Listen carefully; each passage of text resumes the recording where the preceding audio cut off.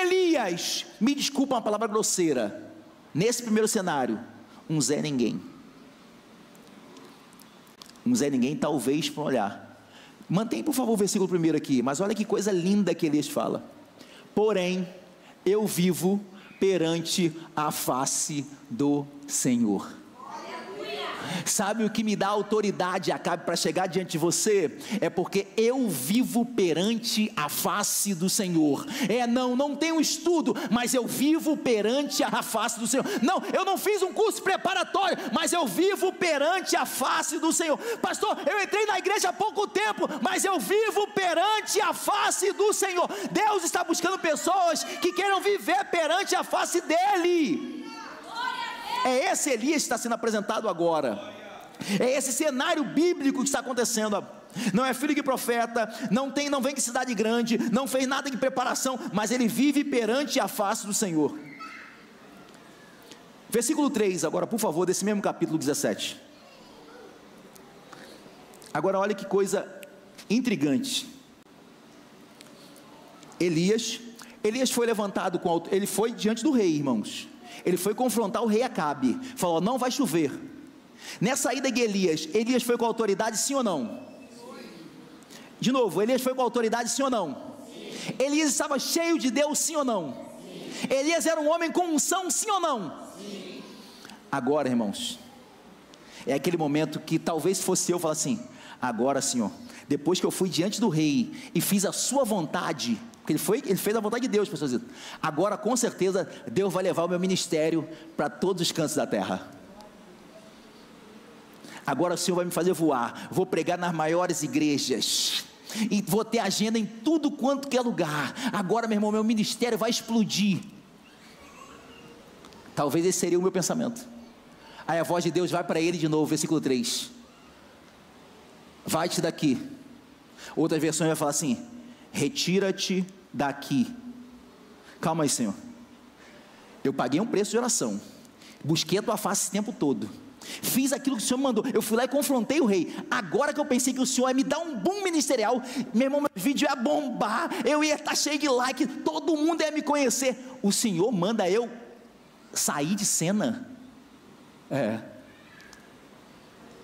O que Deus está falando assim, ó: sai, vira-te, ó, para o Oriente, esconde-te.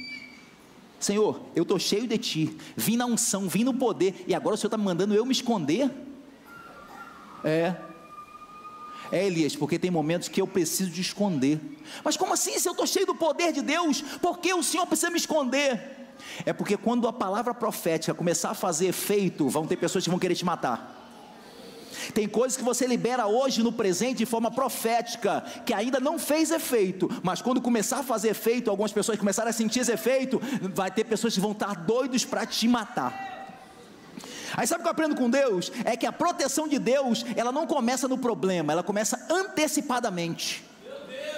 Porque os efeitos, evangelista Guilherme, da morte ainda não começaram. Elias falou que não ia chover. Então, irmãos, a princípio, efeito nenhum. Que efeito, pastor? Você vai entender. Nós somos daqui da Baixada, irmão. Quando fica 6 meses sem chover na nossa área, o que acontece aqui com todo mundo? Tem irmãos, para economizar água, lava sovaco com a bacia embaixo. Não é assim que acontece? Lava a roupa, não deixa a água ir embora, ela joga para fazer uma outra lavagem. Algumas irmãs falam assim, ó: tem irmãos que pegam a água da chuva do telhado, quando cai, mas eu estou falando que não está chovendo. Agora imagina ficar 3 anos sem chover. E eu li na palavra de dízimo e oferta, que eles viviam de cultivo de animal e plantação. Se não tem água, irmão, como você cuida de animal? Como que tem plantação, se não chove? Então o que vai acontecer nesse cenário, ele só liberou a palavra. Deus já está sabendo o seguinte: olha, eu vou trazer uma seca tremenda, vai haver fome, vai haver pestes. Quando tem ausência de água, doenças se espalham com mais facilidade. O povo vai ficar doido. E aí vão lembrar, quem liberou a palavra profética? Elias. Vamos matar esse cara. Olha o que Deus está falando, olha, você não está entendendo que em alguns momentos eu poderia até te levantar, mas existem momentos que eu preciso te retirar de cena, para você entender que o meu retirar nem sempre é castigo. Tem momentos que eu te tiro de cena para te proteger, porque tem perigo lá na frente que você ainda não viu e não sabe, mas eu já estou te protegendo agora, antes mesmo que aconteça. Antes mesmo do mal vir, Deus já está protegendo você. Antes mesmo de você amanhã sair de casa, Deus já vai estar protegendo o teu veículo ou meio de transporte que você está, porque Deus, Ele trabalha de forma antecipada para livrar os seus. Deus está falando: sai. Elias, você achou que agora o teu ministério é bombar, mas não é que não vai bombar, mas agora o que eu quero é te proteger, te guardar. Sai de cena. Sabe o que Deus quer ministrar para a gente aqui?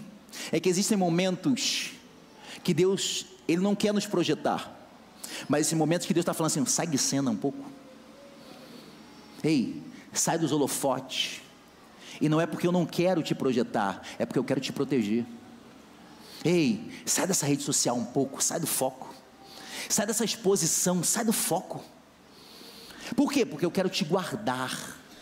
Eu sei que está vindo um mal lá na frente, e agora é o momento de eu te proteger, de te abraçar. Assim como a galinha protege os seus pintinhos, vem para debaixo das minhas asas, que eu vou te proteger. É isso que Deus está fazendo. Elias, sai.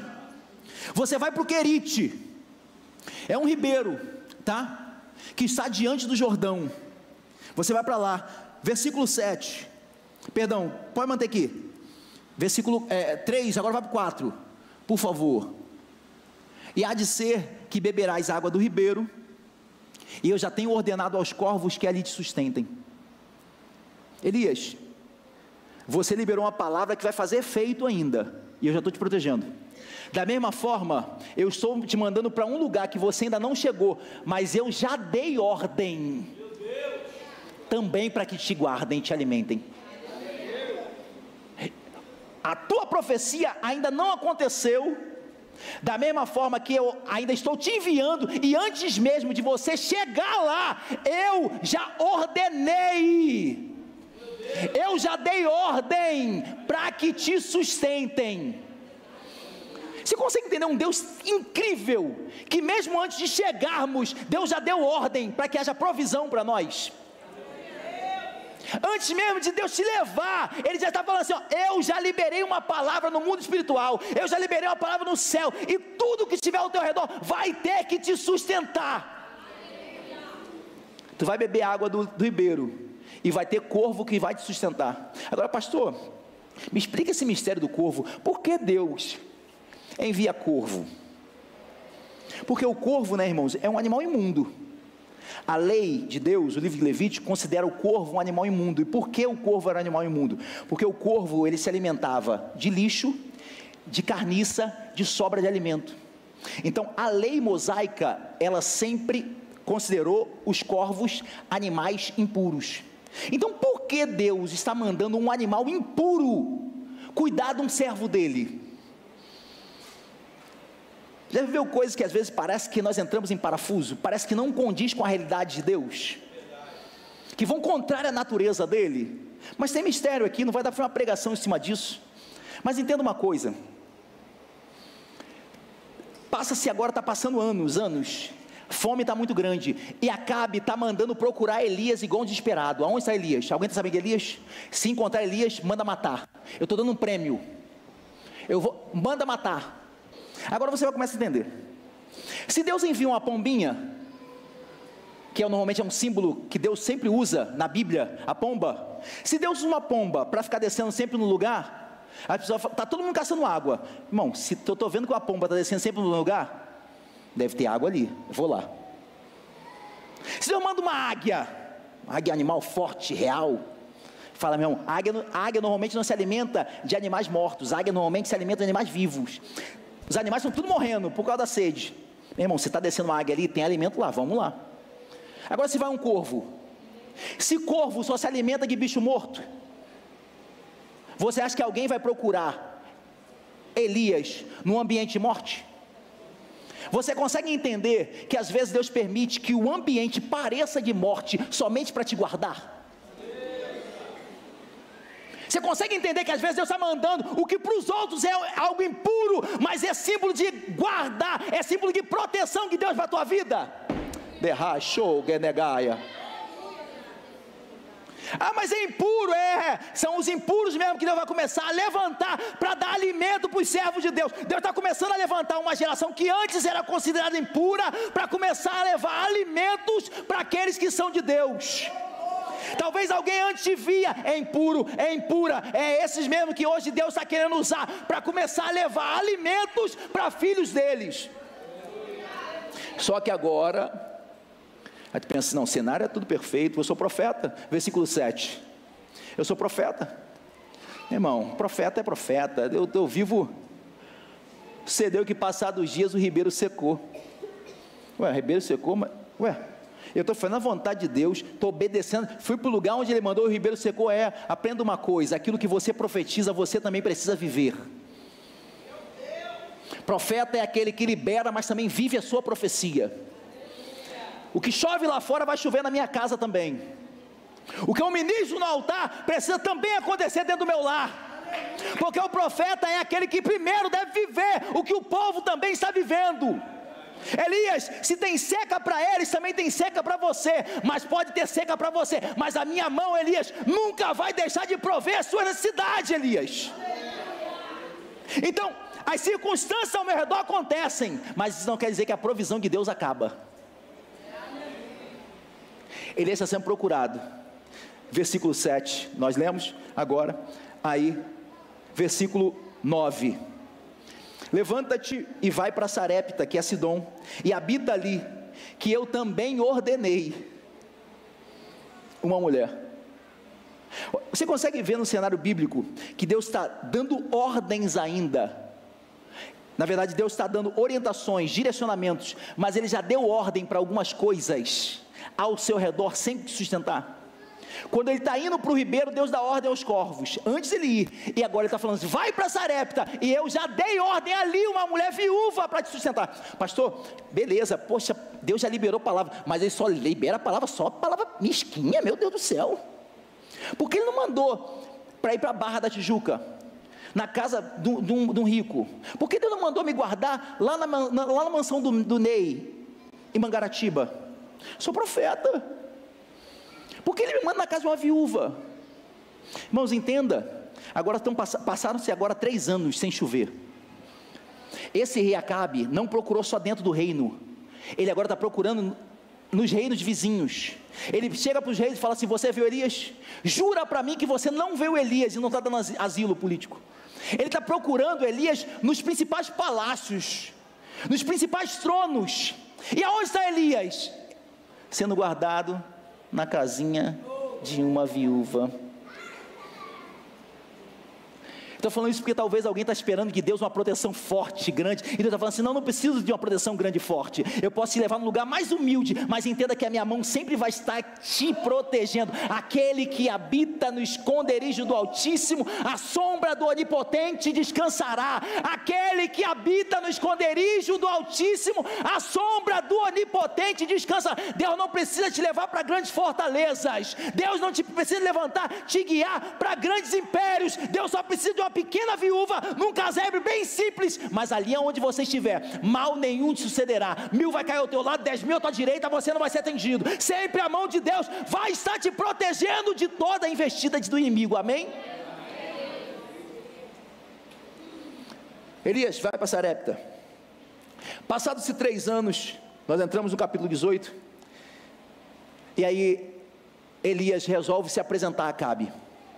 Ele se apresenta a Acabe, já no capítulo 18, e Acabe fala para ele assim, és tu Elias, o perturbador de Israel? Elias, eu perturbador? Rei Acabe, você não consegue entender que o que estamos vivendo aqui é consequência de erros, seu e do povo? O espírito que está governando Acabe é um espírito que às vezes governa o nosso meio, são pessoas que transferem culpa, não assumem os seus próprios erros e dificuldades. Sabe o que Acabe está falando? Essa perturbação que está acontecendo toda aqui foi porque você profetizou. O que Acabe não entende é que tem momentos que Deus cessa o céu, Ele fecha o céu, devido a algumas desobediências que nós fazemos. Elias foi apenas a voz, ele era apenas o instrumento. problema aqui é o que acontece às vezes muito conosco, é que nós queremos transferir a culpa. Lembra de Adão? Deus chega para Adão e fala assim: Adão, o que tu fez? Ele: eu não, foi a mulher que tu me deste. Espírito de transferência. Enquanto nós ficarmos transferindo culpas, dando desculpas em outras pessoas, nunca vai chegar a bênção de Deus sobre nós. Não estou servindo por causa de fulano, não vou mais na igreja por causa de ciclano, não vou mais isso, só canta isso, eu não vou mais, para de culpar os outros, irmãos. O que Deus está falando assim: fala a verdade para mim. Fala: eu estou fraco, eu estou vacilando, eu errei, até aqui eu pequei, mas eu vou mudar. Mas Acabe não faz isso. És tu o perturbador de Israel? Ele fala: não sou perturbador não. Vamos fazer o seguinte, Acabe, vamos direto ao assunto. Vamos direto ao assunto. Chama você, o povo, para ir para o Carmelo.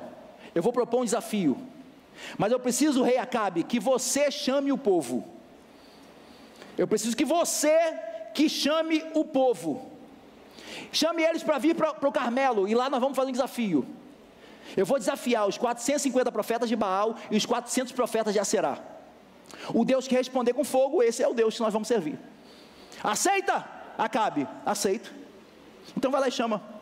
A pergunta toda, pastor Carlinho, é: se Elias é um homem cheio de Deus, se é um cheio de unção, tem autoridade de Deus, vive perante a face de Deus, por que ele mesmo não convoca? Se ele é o representante de Deus, por que ele mesmo não convocou o povo? Eu te respondo: porque Elias, ele sabe e entende princípios de autoridade. E eu vou explicar isso para que você também entenda. Tem pessoas que têm autoridade de forma espiritual. Eles têm autoridade de manifestações espirituais. Mas tem pessoas que receberam autoridade para governar outras. Quer ver um exemplo que acontece muito na igreja? Eu vejo isso, pastor Ellen vê muito isso com alguns líderes. Pastor, faz o seguinte: coloca o comunicado do senhor no grupo, porque quando o senhor coloca, o povo responde. Já ouviu isso? É porque as pessoas estão falando isso e elas não entenderam até hoje. Não é por causa da função, é por causa da unção de autoridade sobre mim. Às vezes é profeta, mas não tem a unção de chamar.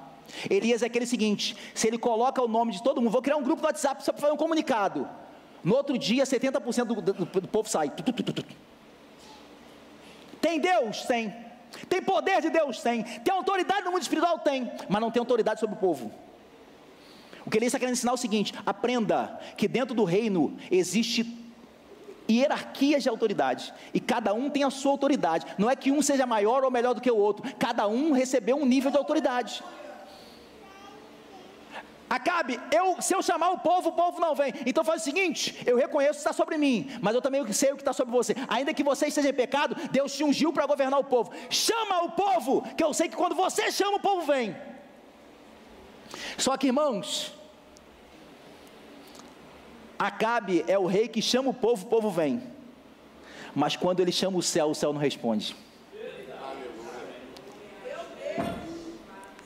E Elias, ele convoca todo o povo para vir para o mutirão, ninguém vem. Ele convoca o povo todinho para vir para o evangelismo, o povo não vem. Ele convoca o povo todinho para uma semana de oração, não vem. Mas quando ele dobra o joelho e chama o céu responde na mesma hora. Ei, Elias, não se preocupe com a resposta do povo, se preocupe com Deus respondendo você.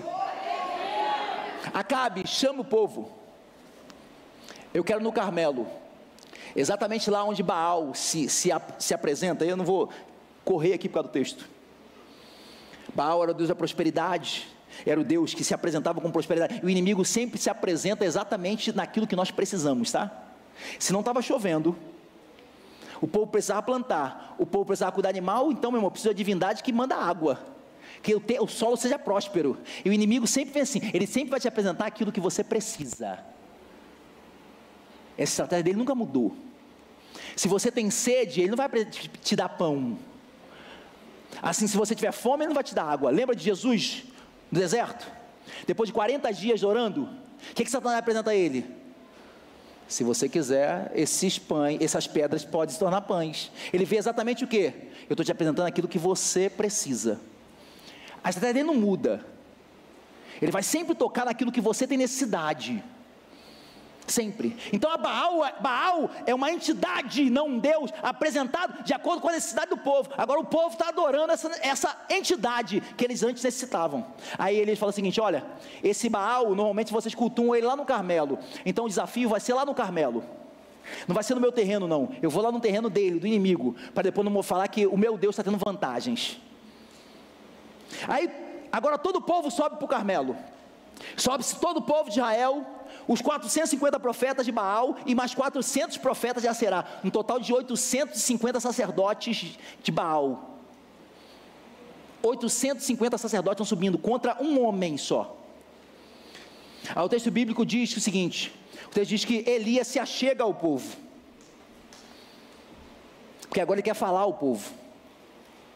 E quando ele começa a falar ao povo, ele fala outro texto célebre que nós conhecemos: até quando vocês vão cochear entre dois pensamentos? Se Baal for Deus, serviu. Se Jeová for Deus, então seguiu. Porque ele está falando assim: ó, até quando vocês vão ficar em cima do muro? Escolha, Baal ou Deus? O texto bíblico vai dizer que o povo não respondeu nada. Não, o povo não respondeu sim, e também o povo não respondeu não, pastor Carlinhos. O povo ficou quieto. Isso se aplica muito nos nossos dias, porque tem momentos que você está fazendo a vontade de Deus, você está confrontando o pecado, você está indo para cima de Satanás, você está pronto para fazer as coisas de Deus, e aí quando você espera uma reação do povo, o povo, ó, igual a igreja aqui, mas ninguém vai falar nada.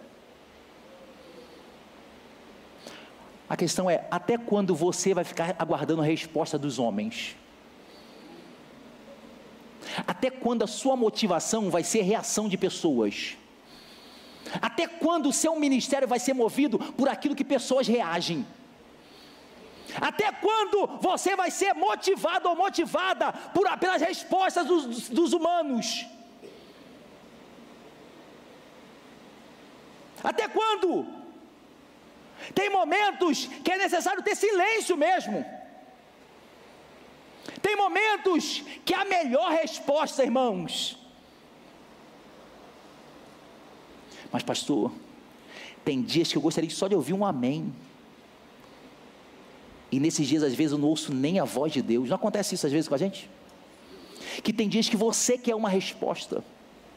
Você quer a Deus uma resposta, para você saber se você está na direção certa, se você está no caminho certo, se você está fazendo a vontade certa. E às vezes nem o céu te responde, você só ouve o silêncio.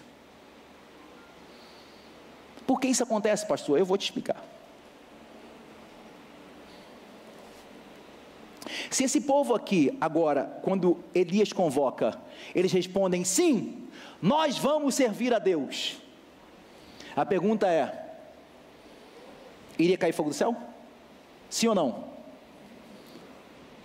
Se esse povo responde: não, a partir de hoje não vamos servir mais a Baal, vamos servir a Deus. Vou te fazer uma pergunta: esse povo, nós saberíamos que um dia caiu fogo do céu, sim ou não?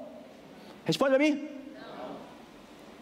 Você consegue entender que respostas fora do tempo atrapalham a ação divina? Você consegue entender que respostas precipitadas impedem milagres que Deus quer fazer na sua vida? Nagal, Axere, Baragadagas. Então, quando o silêncio vir, ainda que você esteja esperando algo, fique tranquilo, porque quando chega o momento de Deus responder, Ele responde. Mas agora não seguir por resposta do povo, porque a resposta do povo não deve ser a sua motivação. Sabe o que eu aprendo com Elias aqui? É que mesmo o povo em silêncio, ele não para. Mesmo o povo não chegando junto, ele não desiste, ele não retrocede. Pastor, eu vou sair da igreja porque eu não aguento mais, eu vou entregar a liderança, eu vou entregar minha responsabilidade, porque esse povo não reage. Eu estou cansado que só eu, pastor, só eu faço isso, só eu estou aqui, só eu, mas esse povo não responde nada. Eu estou cansado, eu estou cansada. Elias não para. Ele fala: eu tenho um propósito que Deus, eu tenho uma missão, Se esse povo responde sim ou não, ou se eles não respondem nada, eu não vou parar, eu não vou retroceder, eu não vou desistir, eu vou continuar firme naquilo que Deus me entregou. Talvez o seu pai não te dê nenhuma palavra de ânimo, talvez o seu cônjuge não te dê nenhuma palavra de ânimo, talvez o seu patrão não te dê nenhuma palavra de ânimo. Ei, continue naquilo que Deus te orientou. Não espere respostas de homem. Se ligue na promessa que Deus já fez. Se ligue naquilo que Deus já te chamou. Se ligue naquilo que Deus já falou para você fazer. Realiza, Elias. Ele falou: então você não responde nada? Então tá bom. Então foi o seguinte: os profetas se aproximam aqui. Vamos fazer o seguinte: nós vamos pegar 2 bois. Escolhe um de vocês, o outro é meu. Vocês vão partir o boi no meio, tá? E aí nós vamos sacrificar, vamos montar o local de sacrifício, e o Deus que responder com fogo, esse vai ser Deus. Vamos fazer o seguinte: como vocês são a maioria, vocês são primeiro, pode ir lá. O texto diz que os profetas vão lá no altar. Isso aqui é forte, no altar. Então Baal também tem altar, ou Baal se utiliza de altar. Aí, no altar, tem pulo. Os profetas de Baal estão pulando. No altar de Baal tem grito. No altar de Baal tem sangue, porque eles começam a se cortar. No altar de Baal, aqueles que estão servindo aí estão dando sangue por ele. No altar.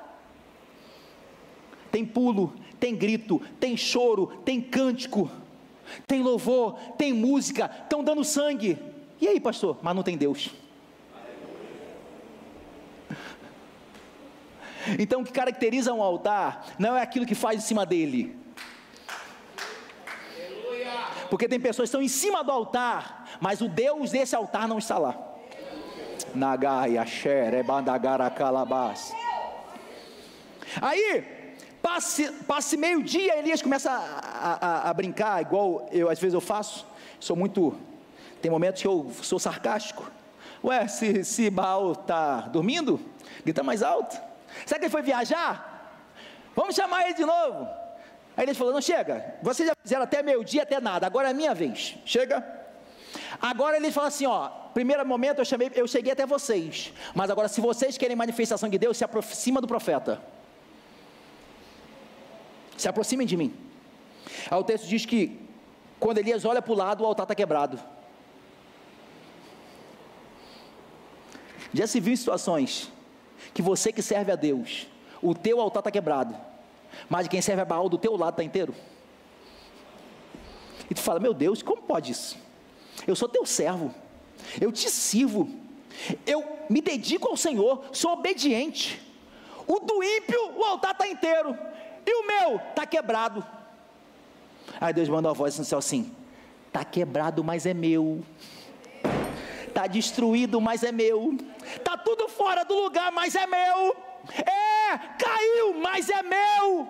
Pecou, mas é meu.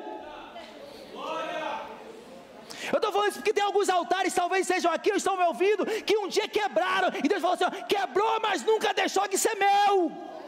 O mundo lá fora está falando assim: está quebrado, está destruído, não presta mais. E Deus está falando assim: não presta para você, é meu, é minha. Se é meu, é minha, é meu, é minha. Do que adianta ser do ímpio inteiro, mas não é de Deus. Faz e acontece em cima do altar, mas não tem Deus.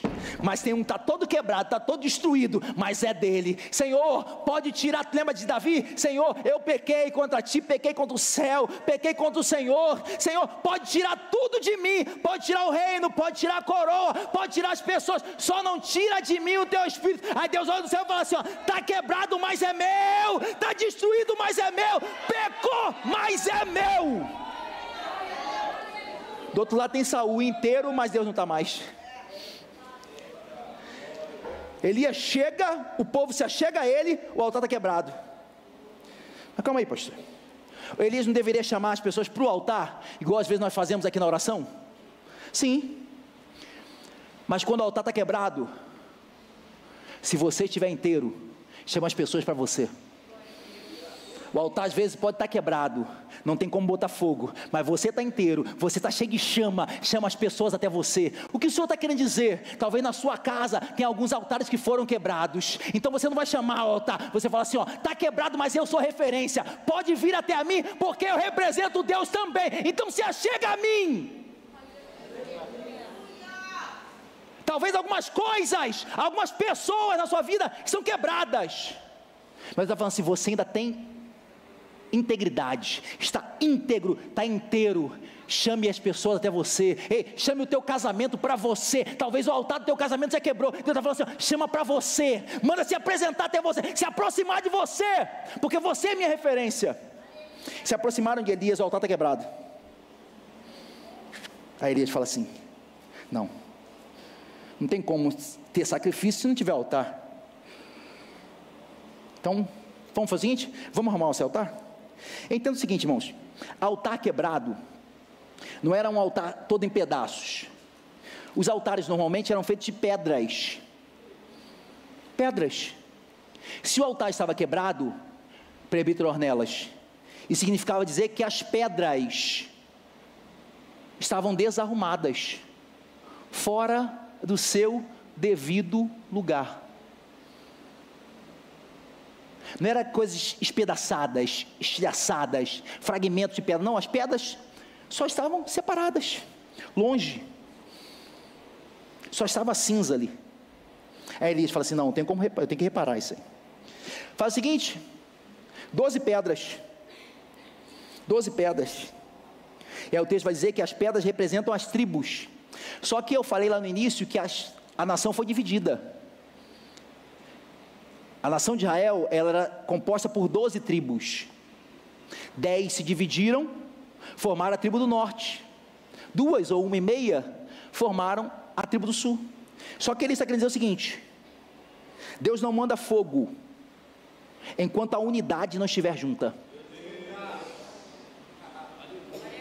Ué pastor, aqui é Reino do Norte, aqui é Israel, aqui o que representa a gente são só 10 pedras, não, 10 pedras para você.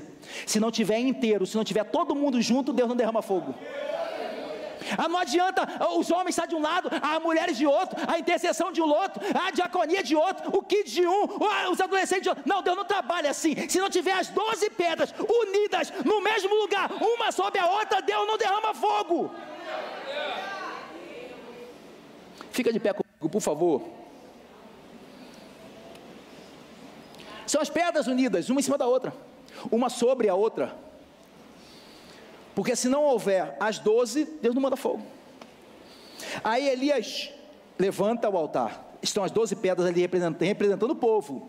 Presta atenção, são as 12 pedras representando o povo, Aí Elias coloca o boi, primeiro ele coloca a lenha, coloca o boi sobre a lenha. Aí Elias fala o seguinte, agora eu quero 4 vasilhas bem grandes, 4 barris de água. Calma, irmãos, eu falei que estavam quantos anos sem chover? 3. A pergunta é, tinha água sobrando ali? Tinha água sobrando, sim ou não? Não. E por que Deus está pedindo agora 4 barris de água, se Ele sabe que a água está escassa? Nesse período, irmãos, a água era mais cara do que o petróleo, era mais cara do que o ouro, era mais caro do que o bitcoins. A água era a coisa mais cara que tinha, mais valiosa que tinha. Aí Deus está falando assim, se você também não me entregar aquilo que você guarda lá de mais valioso, eu também não desço com fogo. Porque no fundo, sempre tinha alguém estocando algum pouquinho d'água, ainda que seja um pouquinho. Deus está falando assim, ó, se você me dá um pouquinho, se você me dá um pouquinho, se você me dá um pouquinho, se você contribuir com um pouquinho, não, eu não quero que você dê a caixa d'água, é você um pouquinho, você um pouquinho, você um pouquinho, você um pouquinho, você um pouquinho, você um pouquinho, você um pouquinho, você um pouquinho, você um pouquinho. Entrega aquilo que é de precioso, que você está guardando lá, você não me entregou ainda, mas é precioso. Eu não quero tudo, mas entrega só um pouquinho, derrama só um pouquinho que nós formamos aquilo que Deus precisa. Juntaram 4 barris de água. Todo profeta é maluco, irmãos. Normalmente todo profeta é maluco.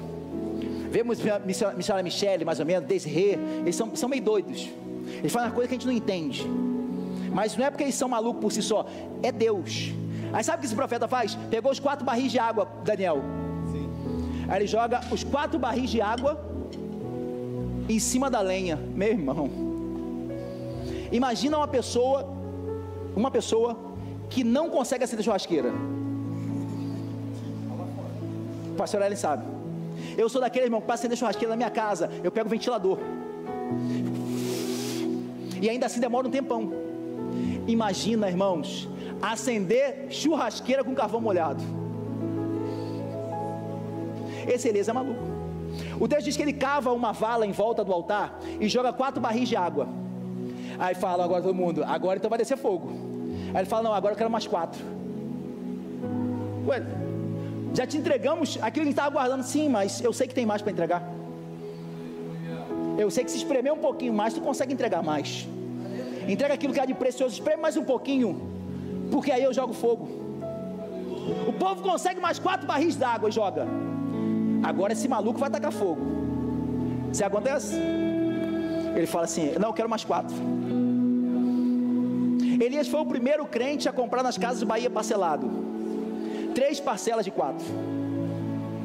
Total de 12 barris d'água. Era tanta água que a vala que foi criada em volta começa a transbordar. Só que a ordem de Elias, tanto para o profeta de Baal quanto para ele, é o seguinte: não taquem fogo. Porque eu aprendi uma coisa: eu posso até montar o altar, mas quem manda fogo é ele. Eu posso até preparar com dedicação o altar, mas quem libera fogo é ele. Ei, você sabe o que aconteceu? Ele começa a orar: Senhor, esse povo, quando eu pedi resposta, ele não me deu, mas agora eu vou fazer uma oração ousada ao Senhor. Responde-me. Não, eles estão talvez querendo a resposta, mas agora eu quero que o Senhor me responda. Responda a minha oração, Senhor, para que todos saibam que só o Senhor é Deus. O texto diz, irmãos, que cai um fogo do céu. O versículo nós lemos: o fogo lambe a lenha, lambe o holocausto, lambe as pedras, lambe a poeira e lambe a água. Deus consome tudo. Tudo. Tá, pastor, mas você falou que as pedras representavam o povo. Então, se Deus também lambeu as pedras, consumiu as pedras, então você quer dizer que Deus veio com juízo com o povo? Não. Eu falei que as pedras representavam o povo. Aquilo que te representa nunca vai substituir a tua presença. Nunca.